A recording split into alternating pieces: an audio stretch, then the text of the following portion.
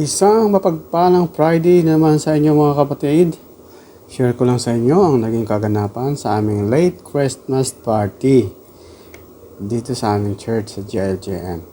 Actually mga kapatid, November 2023 pa ang planning and preparation na ginawa ng aming mga Hindi pastor totoo yan. members.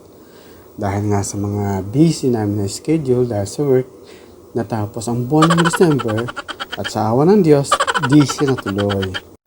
At ito na nga, January 5, 2024 na. Ayun, natuloy doon. At ito na nga, set up na sila na para sa aming praise and worship na gaganapin ngayong araw na to. At sabi nga nila, it's never been late than never. At sa ilang sandali, ito na, nag-umpisa na ang ating praise and worship. Mga awit papuri sa ating Diyos na makapangyarihan, nagbibigay buhay. Awit pasasalamat sa kanyang kagandahang loob na ipinagkakaloob niya sa atin sa ating araw-araw na buhay, sa ating pamilya, sa ating trabaho, sa ating kalusugan, lahat-lahat para sa atin na mabuti na ginawa ng Diyos sa buhay natin. At pagkatapos nga ng ating praise and worship, may nihandang dance number ang ating mga sisters. Ang ganda ng dance nila.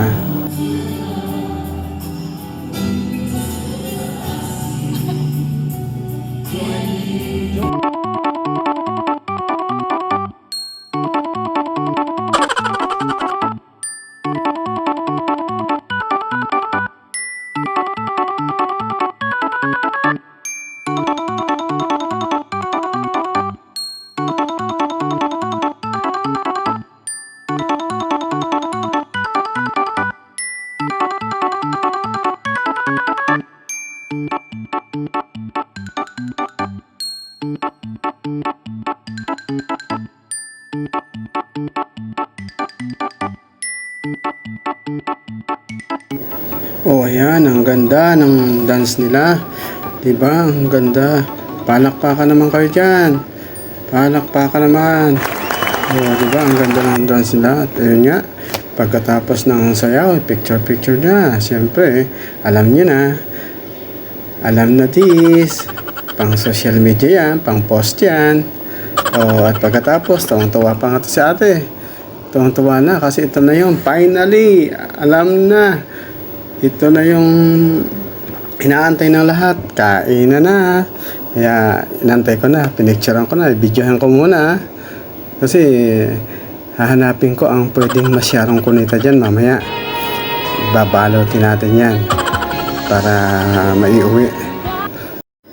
Oh, ano pang inaantay ng lahat? Kain na. Enjoy your meal. Magpakabusog kayo. Okay, hindi pa yan tapos ha. Meron pa tayong next video kasi hindi pa po kami tapos. Hindi pa na tuloy ang exchange gift. Hanggang sa muli, hanggang sa next Friday. Bye-bye, salamat.